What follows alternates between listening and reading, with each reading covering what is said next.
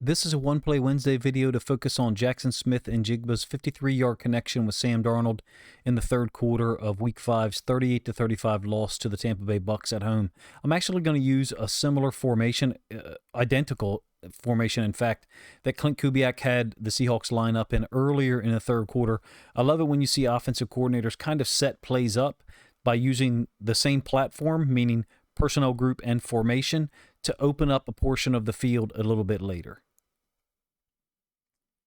So this first part of the One Play Wednesday video is actually going to be a run concept by Kenneth Walker for a huge gain to the trip side. It's a 1st and 10 with the Bucks ahead 13-7 early in the third quarter. This is, of course, when Seattle goes down to take a 14-13 lead. It's a 12 personnel group, so 2 tight ends on the field in the case of Barner, and I believe that's Arroyo up at the top of the screen. The original run blocking concept here is going to have Cooper Kupp and Barner both occupy the same defender.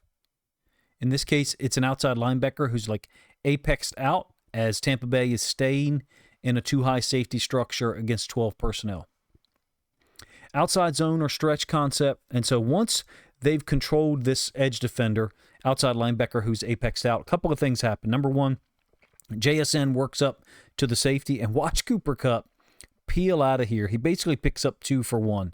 And when you get the end zone angle, you'll see what I'm saying. He engages the outside linebacker along with Barner and then peels to the outside corner. That's a rare trait. It's a rare skill. Willingness, in fact, to go do those things and then to be able to execute it in live speed. Of course, it all, is made go by the fact that Kenneth Walker III has great burst, acceleration, and oftentimes can make people miss. Same play from the end zone angle. So here's the path that Walker will go on. Again, it's 12 personnel with Barner set to the play side and Arroyo set on the back side, the right-hand side of our screen. Part and parcel of this, that something else that's also critical, is that Lucas is going to be able to reach this edge defender, number 5. I'm not sure exactly who that is, but in any case, it's poor technique by number 5 out here on the edge. Basically, you're talking about 4 foot of separation pre-snap, and Lucas is going to be able to get to his outside shoulder because number 5 basically steps down. He lined up in really D-gap and ends up in B-gap here. But let's focus on Kupp and how they're getting this done along with Barner out there. So Kupp is spot shadowed here. And then next to Barner, they're both working on the same defender. As an aside, you can see that Lucas has reached number 5, or number 5 has allowed himself to be reached. Those two things in combination, as well as Kupp's ability to peel out and go get the corner, give Kenneth Walker III this huge lane. He really almost scores on this one. The first, I was not able to watch the game live, but checked out the condensed version late Sunday night. And when I saw this, I was like, oh, he's gone. I thought he was going to, break it. But in any case, Seattle scored a little bit later to take a 14-13 lead. So now let's talk about the play that is really the point of this video, but it's the same formation. 12 personnel with the ball on the left hash, trips right, closed. So this is the play to JSN. That's going to be a 53-yard gain. And here's the previous play that I showed you from earlier in the third quarter. Same exact formation. Again, trips right, closed with the quarterback under center.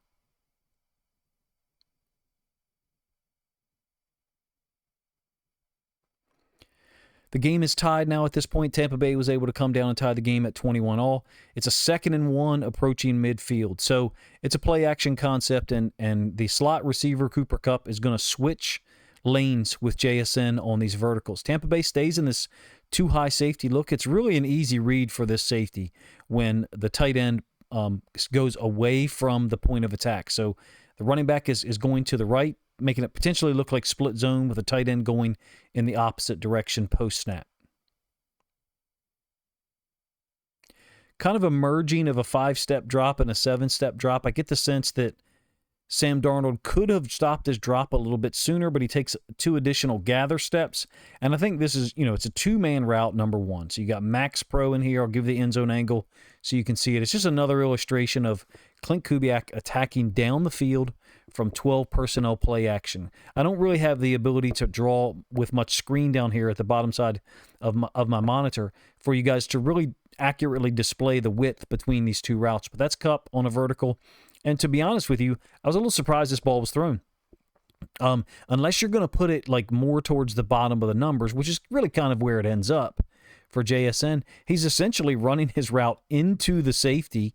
I wonder if they were expecting more of a one-high look or perhaps a man or match concept from a coverage standpoint. But when you're on fire, you are on fire. And Sam Darnold in this game, outside of the late interception with 1 minute left, absolutely was. We'll give you the same play from the end zone angle.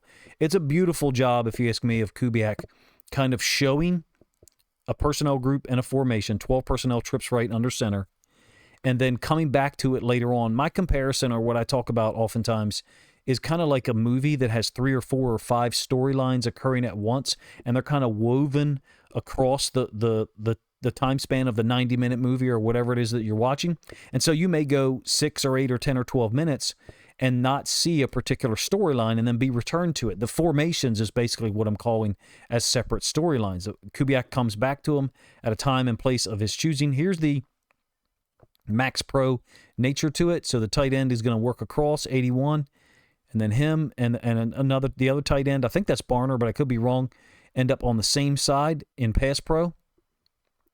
Kenneth Walker stays in as well and lofted really high for JSN to go get against the safety. He's just got, first of all, great ball skills, great ability to understand where the defender is and adjust to the football at the last second.